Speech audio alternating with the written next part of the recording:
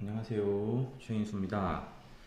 이번 시간에는 스토리 혹은 스토리텔링을 어떻게 또 해야 되는지, 그런 어떤 책이나 좋은 공부 교재는 없는지, 그런 질문들도 있고 해서, 스토리를 쓰기 위한 어떤 드라마적인 요소를 좀 우리가 좀 살펴보고, 그 이론적 배경이나 이런 것들은 조금 스킵하겠지만, 아니, 가급적 짧게 하겠지만, 그 2부나 3부 정도에 이제 실전적으로 어떻게 쓰는지 사례라든가 그런 것들이 있어요.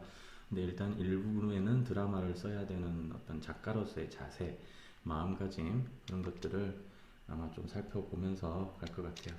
이번 시간에는 이 책 한 권을 통째로 떼버릴 예정입니다. 한두 시간 정도 걸리겠죠. 그래서 어떤 책 한 권을 지금 저와 함께 책을 뗀다. 그렇게 생각을 하시고, 일단 핵심적인 거는 어떤 이 2부, 3부 이쪽으로 볼 수 있겠는데, 이제 3부가 실전적인 영역이죠. 실전적인 영역이고, 이건 어떤 작가님들의 실제 이 책을 어떤 집필했던 작가님들, 드라마 작가님들의 어떤 얘기들이 요약되어 있습니다. 최대한 요약을 압축적으로 해서 진행을 해볼게요. 자, 1부 드라마 작가를 지망하는 사람들에게, 2부 드라마를 어떻게 쓸 것인가, 이렇게 구성되어 있습니다. 자, 1부는 다시 김수현 작가님과 노희경 작가님의 각각의 어떤 순서로 잡혀져 있어요. 자, 처음부터 봅시다. 자, 드라마는 인간에 대한 천착, 김수현 작가님 말씀이에요. 자, 자존심을 사수하라. 제가 살아오면서 생각하고 결론 지은 재산이 있습니다. 저는 인생을 순간순간의 선택이라고 생각합니다.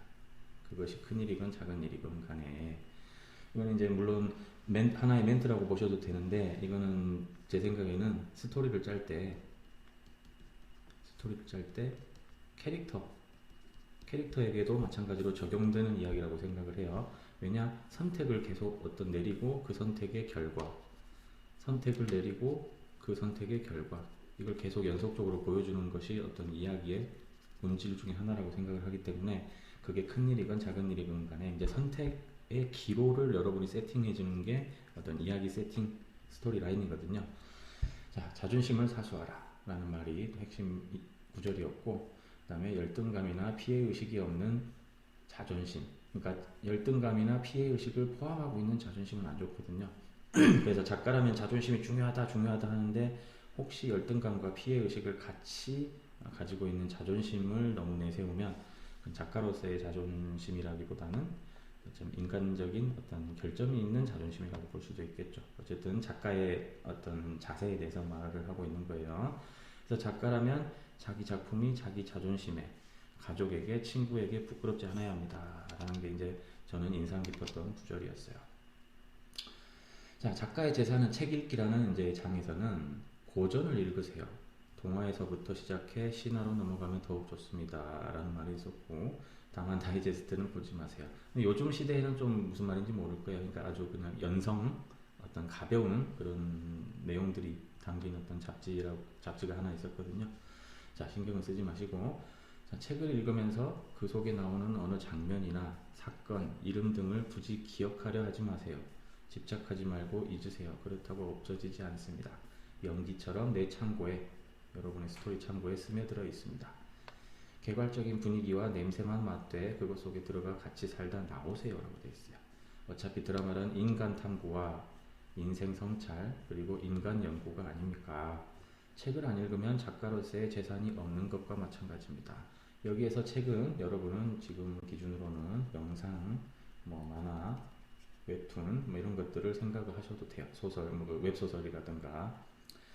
그리고 모든 작가는 무궁무진하게 풀어낼 수 있는 자기 창고가 준비되어 있어야 합니다. 기본 소양을 갖추지 않고 작가가 되겠다고 하는 것은 대단히 오만한 짓입니다 라는 게 인상 깊은 구절이었습니다. 다음 장, 균형 잡힌 가치관, 건강한 작가 정신. 뒤틀리지 않은 스스로의 가치관을 확립할 필요가 있습니다. 이거 제가 누누이 강조했었죠. 자기 어떤 가치관이 좀 잡혀 있어야, 그 가치관을 좀 설파하든 아니면 그 가치관을 감추든, 작가 성향 따라 다르겠지만 그게 캐릭터라든가 상황에 자연스럽게 녹아들거든요. 자, 그것은 대개 인간에 대한 애정으로부터 비롯됩니다. 작가로서의 균형 감각은 그래서 필요하다고 저는 생각해요. 이건 제 멘트고요. 자, 기본적으로 사람을 애증이든 증오만 있든 이런 경우도 있겠지만 기본적으로는 핵심 코어 안에서는 어떤 애정이 좀 바탕이 되어 있어야 된다. 그런 말이죠. 어떤 경우든 작가의 정신은 건강해야 합니다. 이건 토론해 볼 거리는 돼요. 우리끼리. 작가의 정신이 좀 건강하지 못한 상황에서도 작품 활동을 하는 뭐 그런 기인들도 많고요. 그렇긴 한데 기본적으로는 건강해서 나쁠 건 없죠. 그죠? 자, 작가의 정신이 건강하면 절대로 재벌 2세 출생 비밀 뭐 이런 함량 미달과 이해하기 어려운 인물들의 양산 속에서 맴돌지 않습니다 라고 하셨는데 어쨌든 저 작가님 레벨도 있고 하니까 젊은 작가들에게 조금 일침을 놓으신 것 같아요. 그래서 참조차 넣어봤습니다. 여러분이 이걸 동의 안 하셔도 됩니다. 알겠죠? 저는 항상 시청자의 수준을 제 수준에 맞춰놓고 씁니다. 나 같은 사람이 본다고 생각하고 있습니다. 그래서 작품은 곧 작가의 수준입니다. 그래서 저는 수준 높은 작품을 원합니다. 라는 구절이 인상 깊었습니다. 요약해보면 다음 장 전문적 이야기꾼 대기. 드라마는 등장인물들의 성격을 통한 일종의 심리전입니다. 이게 다큐멘터리와 좀 다른 점이죠. 그렇죠?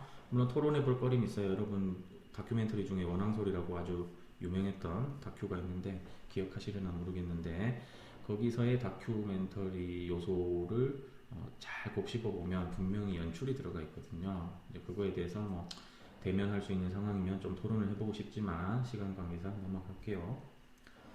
한 시대의 흐름이나 한 집안의 흥망과 같은 가족사 또는 한 사람의 일대기를 그냥 늘어놓았다고 해서 반드시 좋은 드라마라고 할 수는 없는 이유가 여기에 있다라고 하는 겁니다. 자, 이야기꾼으로서의 재능은 무엇입니까? 라고 묻는 거죠. 자, 제가 볼 때는 우선 남보다 많은 사연을 갖고 있거나 자기가 겪었거나 혹은 관찰했거나 아니면 가상으로 만들어낼 줄 알아야 됩니다. 이건 서로 다르죠. 성격이 다르죠. 자, 이야기꾼이 되려면 인물들을 일단 입체적으로 만들어 놓으세요. 성격, 성장 과정, 환경, 목표 등을 잘 만들어 놓으면 그 인물들이 살아서 저절로 이야기가 술술 나옵니다. 그래서 제가 이제 캐릭터 연보라든가 캐릭터 설정표를 좀 강조를 종종 드리곤 하거든요. 정식으로 여러분한테 뭐 과제처럼 내준다든가 뭐 이런 적은 없지만 뭐 일단은 저는 나중에 설명을 드릴 거예요. 이 부분에 대해서. 그래서 이야기꾼은 어떤 캐릭터를 입체적으로 잘 설정해 놔야 된다라는 부분이에요. 항상 왜? 라는 질문에 작가가 즉각 대답할 수 있어야 됩니다.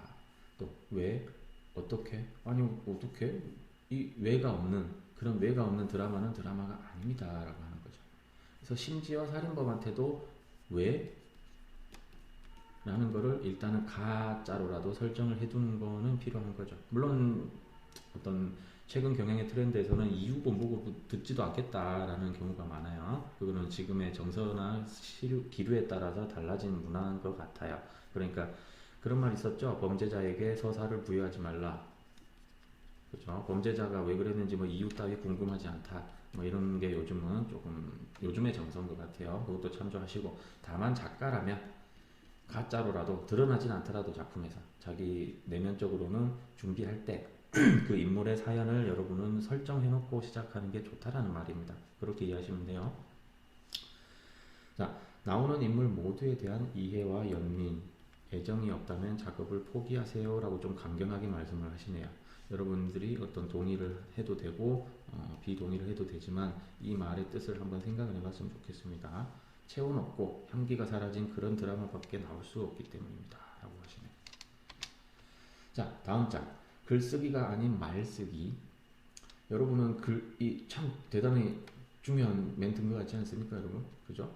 우리들은 스토리를 쓸 때 혹은 대사를 쓸 때 글을 쓴다고 생각하는데 애초에 시작할 때 나는 말을 쓰겠다라고 생각하는 이 자세가 조금 다르다고 봐요. 글은 글이 돼 엄격한 의미에서 글이 아니라 말이다. 또 쉬워야 하고 짧아야 하고 다분히 시각적인 글이어야 합니다 라고 돼 있어요. 시각적인 글. 그렇죠? 예시로 살펴볼게요. 그러니까 뭐 말의 묘미를 최대한 살리는 글. 요거를 이 시간에 할 건 아니고 제가 뭐 살아있는 글쓰기 요 시간에 한번 좀 해보도록 할게요. 오늘은 이 책을 한권 떼는 것이기 때문에 미리 예고 드리는 겁니다. 자, 드라마는 내용이다라는 자. 한 사람의 작가가 제대로 검증받으려면 평생이 걸린다고 생각하세요. 그러니까 겨우 작품 한두 개로 교만하지 말고 늘 겸손해야 합니다. 자, 공동 작업을 할 수 없는 작가가 되십시오. 무슨 의미로 이 말씀을 하시는 건지는 알겠죠.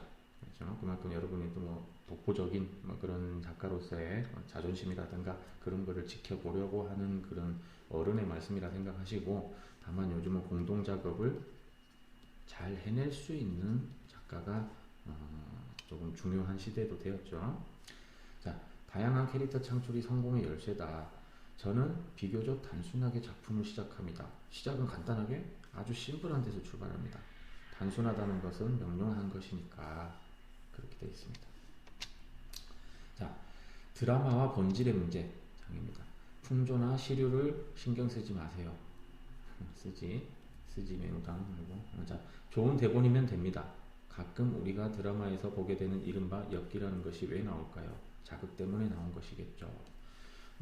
자극적인 거 잘 통하긴 합니다. 그죠? 잘 통하긴 한데 나쁘다고는 볼 수는 없어요. 다만 자극적이기만 한 것은 좀 문제가 되겠죠. 예를 들면 이야기의 어떤 흐름, 이야기 흐름의 재미를 창출하지 못하거나 아니면 시각적으로 어떤 그림의 어떤 비주얼이라든가 그런 거에서 어떤 매력을 발산하지 못한다든가, 그런 상태에서 뭔가 자극적인 요소만 끌어와서 어떤 드라마를 쓰려고 하면 사실 이야기를 쓸 수 없다라는 거죠.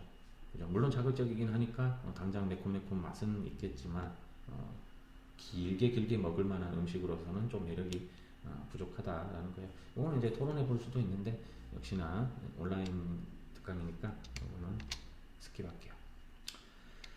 자, 1부 두 번째 책 금방 떼고 있죠, 그죠? 제가 요약을 상당히 압축적으로 해버렸는데 관심이 있었다면 여러분이 또 한번 읽어보세요. 자, 이런 순서로 될 거고, 자, 노희경 작가님, 작가의식이 훌륭한 작가를 만든다 해서 첫 번째 장, 모르는 것을 솔직히 인정하라. 작가의 덕목 중 가장 중요한 것은 솔직함이라고 생각합니다. 솔직하다는 것은 모르면 모른다고 인정하는 것입니다. 작가는 내가 말하기보다는 남의 얘기를 많이 들어야 한다고 믿고 싶습니다. 남의 말을 들으면 채워집니다. 모른다? 라는 것은 속이 텅 빈 것을 뜻합니다. 이 진정한 소통에 대하여 우리가 이제 생각해 볼 수 있죠. 보통 우리가 이야기를 나눈다라고 하죠. 이야기를 나눈다라고 하는데, 작가라면 이야기를 많이 자기가 스스로 말을 해가면서 어떤 공부라든가 어떤 소양이 갖춰지기도 하고, 때로는 말을 많이 들어서 그 공부나 소양을 갖추기도 합니다. 이제 기본적으로 노희경 작가님은 많이 들어야 된다라고 생각하는 입장이시죠. 그죠? 그래서 저도 사실 비슷하긴 해요. 일단 많이 듣는 게 공부하는 데는 도움이 되지만 나중에는 또 남을 위해서 혹은 또 자기 자신을 위해서라도 말을 해가면서 자기 생각을 정돈하는 것도 작가로서의 어떤 기본적인 자질을 높이는 데 전 도움이 된다고 봐요. 자, 다음 대사를 써놓고 나 자신에게 자문했을 때 이것이 아는 척이다 혹은 내가 누군가를 가르치려 하는 것이다 이렇게 생각하면 지운다고 합니다. 아깝더라도 대사를 지워버립니다. 그래요. 그래서 한번 아는 척 하지 말고 대사는 필요 없다 이런 이제 주장을 하시는데, 꼭 아는 척이 아니더라도 여러분이 어떤 뭐 젠 척이라든가 센 척이라든가 어떤 척척척들을 많이 하죠. 근데 이게 은근하게 배어 나오는 대사들이라든가 상황이면 괜찮은데, 독자가 느낄 때 이건 뭔가 우리를 가르치려 드는 뭐가 있네 라고 했을 때 독자는 상당한 어떤 반발심을 느끼곤 합니다. 그러니까 이걸 항상 좀 주의를 하셔야 될 것 같아요. 자, 다음 장. 작가의식 없이 아무것도 할 수 없다. 인과 응보를 믿습니다. 결코 날로 먹으려고 하지 말라 라는 말씀을 하십니다. 자, 드라마 속 모든 나쁜 인물이 아버지였는데 그 인물들을 이해하려 하다 보니 이제는 아버지도 밉지 않습니다. 이것들이 바로 글이 가져다 준 결과입니다. 드라마 속에 나오는 인물들을 이해해야 비로소 드라마가 된다는 반증이라고나 할까요? 저는 이걸 보면서 그 생각도 들었었어요. 드라마 있는 그 인물들이라든가 사연들을 작가로서, 독자로서가 아니고 작가로서 또 이해하려는, 어떤 이해해보려는 그 노력이 겹쳐져서 드라마가 된다라는 말은, 드라마 내적 요소도 중요하지만 드라마를 보는 독자의 입장인 외적 요소가 더해서 뭔가 드라마라는 어떤 이야기라는 이 요소가 완성이 된다, 뭐 이런 말이 아닐까 생각돼요. 자, 다음 장. 머리가 아니라 마음으로 배워라. 배운 것을 자랑하지 말고 사용하세요. 참 좋네요, 그죠? 배운 것을 막 자랑한다기보다는 사용하라. 그러니까 누군가에게 득이 되게 어떤, 여러분도 나름대로 특강 형태로 혹은 유튜버라든가 이런 걸로 사용해보세요. 혹은 작품 활동으로도 사용을 해보세요. 배운 것은 사용하는 데 의의가 있습니다. 그래서 가끔 그런 경우는 있어요. 이것도 토론해볼 거리인데요. 많이 책도 보고 많이 알고 그런데 사용은 잘 안 하시는 분들도 있습니다. 집에 책 엄청 많고 뭐 영화도 엄청 많이 보고 공부도 엄청 많이 했는데 그거를 유튜브 촬영도 안 하고 뭐 강의 활동을 하는 것도 아니고 작품 활동도 아니는 그런 사람들도 상당히 많습니다. 그런 사람들을 나쁘다고 의의가 없다라고 볼 수는 없어요. 왜냐하면 자기 개인적인 만족, 자기 개인적인 행복을 위해서 끝없이 어떤 배움을 행하는 사람이기 때문에 그것 자체로도 저는 굉장하다고 생각해요. 자, 흔히 나이 3, 40대가 되면 알고 있는 지식이 평준화가 된다는 말이 있다라고 해요. 자, 문제는 머리로 아는 것이 아니고 마음으로 아는가가 좀 중요하다라는 것도 우리가 생각해 볼 부분이죠. 자, 10대가 되기 전 어린이 때 혹은 10대, 20대 때 요때 공부하는 거 있잖아요. 어린이 요때 공부하는 것도 정말 그냥 막 평생 갑니다. 평생 가고 평생의 공부 습관으로도 갑니다. 3, 40, 50도 넘어갈수록 공부를 못하는 게 아니고요. 여러분들이 공부를 했었을 때 그 습득되거나 영향을 받는, 감정을 느끼는 그 어떤 강도에 비해서 조금 덜합니다. 아무래도. 그죠? 머리도 굳게 되고 체력도 저하되고 하기 때문에. 문제는 이걸 멈추지 않는 게 중요한 거죠. 계속 뭔가를 배워나가고, 그죠? 계속 배운 것을 사용해 나가고, 그런데 의의가 있지 않겠나. 작가라면, 혹은 작가를 지망했던 사람이라면, 혹은 작가의 활동을 멈춘 사람이든 어쨌든 다 상관없고 작품을 해보고자 했던 사람이나 작가로서 활동을 해보고자 하는 모든 사람들이 이 부분을 좀 생각해야 되지 않을까라는 거예요. 다음 장. 드라마의 틀에 대하여. 제가 생각할 때, 노인경님, 제가 생각할 때 제 드라마는 틀에 맞지 않는 드라마로 보입니다. 그렇다고 해서 제 드라마가 틀을 벗어난 좋은 드라마라고 생각하지도 않습니다. 겸손하신데 자, 자기에게 관대한 사람은 남에게도 관대합니다. 변명은 관대하지 않다는 증거입니다. 스스로에게 너무 엄격해서 욕하고 자멸하지 마십시오 라고 좀 따뜻한 말씀을 해주셨어요. 그게 이제 사실은 드라마의 틀이라는 거는 뭐 여러분들은 뭐 포맷, 장르 뭐 이런 식으로 생각하셔도 되는데, 드라마라면 갖춰야 될 여러 가지 틀들이 있을 거 아니에요. 서론 결론, 뭐 본론 결론, 아니면 기승전결 이런 것들이 있을 거 아니에요. 이 틀을 여러분들은 깨부숴 보기 위해서 또 이 틀을 또 배워보는 입장이거든요. 사실은 옛날 고전적인 스토리텔링은 어땠나, 요즘 가장 최신의 어떤 웹소설이든 웹툰이든 그런 스토리텔링은 또 어떤가, 이걸 끊임없이 그냥 이것저것 배워보는 거죠. 왜? 앞에 봤기 때문에. 배운 것을 사용해보기 위해서. 그래서 옛날에는 어떻게 했는지, 지금은 어떻게 하고 있는지, 앞으로는 또 어떨 것인지에 대해서 꾸준히 좀 배워보는 그런 자세, 드라마 이야기를 쓰는 거에 대한 어떤 틀에 대한 새로운 갖가지 공부들을 계속하는 게 중요하다고 보여집니다. 다음 장. 영감과 모티브의 실체.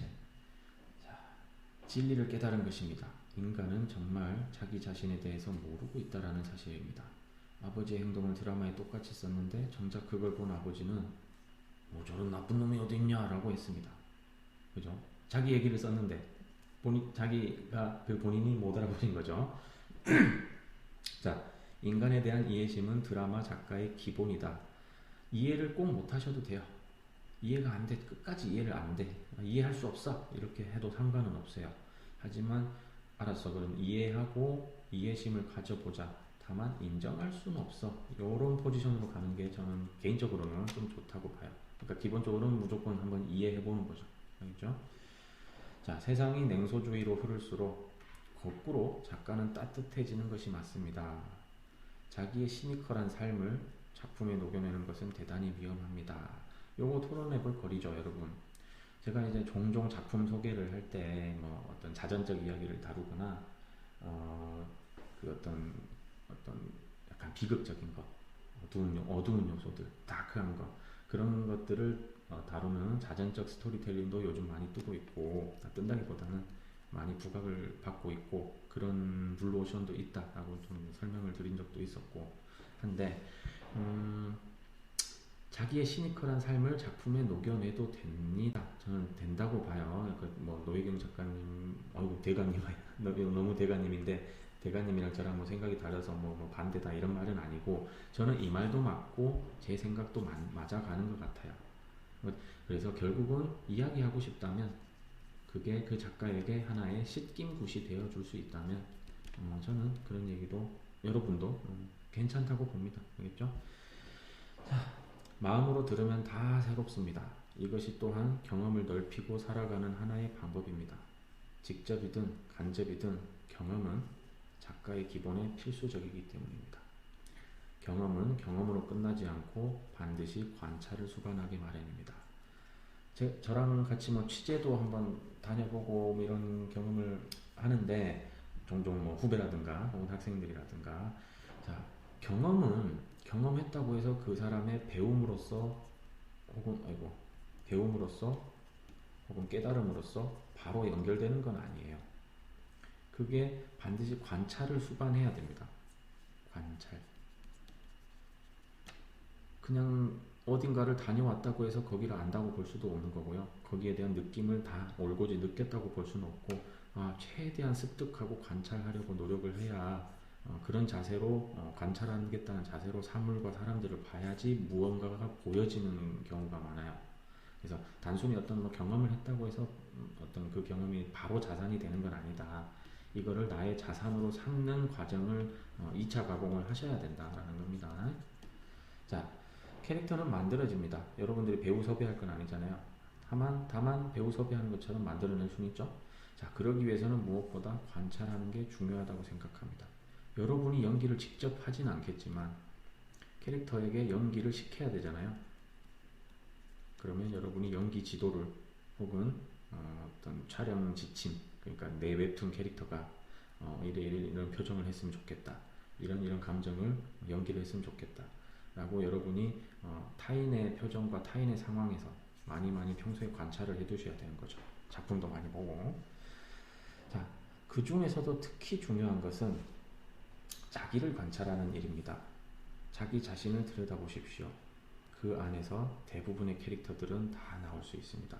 대단히 나는 중요한 구절이라고 생각합니다. 저는 그래서 이거를 많이 강의라든가 특강이라든가 뭐 작가들이랑 대화를 할 때 항상 이 얘기를 조금씩 해주긴 해요. 조사나 취재에 대한 그런 거 할 때도 제가 이 얘기를 아마 한 적이 있었을 거예요. 취재를 꼭 어디 먼 나라, 신기한 곳 막 이런 것을 꼭 갈 필요는 없다. 때로는 자기 자신을 취재해도 된다라는 겁니다. 저는 이게 상당히 중요한 어떤, 물론 이제 이게 게을러서 자기 자신만 취재해야지 이런 자세는 안 되고요. 자기가 뭐 어떤 대인기피증이 있을 수도 있고요. 혹은 지금 사회생활이 좀 어려운 어떤 상황이 있을 수도 있고, 바깥에 뭐 나가면 알러지가 있을 수도 있고, 이제 그런 분들한테 많이 추천드리는 방식이에요. 혹은 너무너무 많이 나다녀 봤으니 자기 자신에 대해서 돌아본 적이 없네? 라는 그런 사람들이 에게 추천해보고 싶은 방식이 자기 자신에게 한번 집중해보라 라는 이제 그런 얘기를 좀 하고 싶습니다. 자, 다음 장. 작가는 타고나는가? 자기 자신에 대해서 예민해질 필요가 있습니다. 지식과 상식에 빠지지 말고 느낌을 표현해야 합니다. 이것이 잘 안되면 오만과 자만심에 빠지게 됩니다. 똑똑하다고 해서 다가 아니라는 거죠. 그죠? 그냥 이것저것 뭐 많이 알고 똑똑하다고 다가 아니에요. 그냥 그건 그 자신 안에 머물러 있는 거고, 사회와 남을 위해서 어느 정도 쓰냐, 혹은 뭐 작품으로 그걸 드러냈냐, 이 문제죠. 그래서 이게 잘 안되면 여기에 빠지기 쉽기 때문에 평소 그 느낌을 잘 표현을 해야 된다라는 말이고, 자, 지식과 상식을 전달하는 것이 아니라 느낌을 표현하고 감동을 불러일으키는 명실공히 정서적인 작업입니다. 정서적인 작업이래요. 멋진 말이에요. 전달하는 게 아니라 불러일으키는. 자, 내가 사는 이 시대 아닌 다양한 인간에 대해서 얼마나 깊고 폭넓게 관찰했는가. 관찰의 중요성 다시 나오죠. 자, 여기까지가 어떤 중요 구절이었습니다. 자, 그리고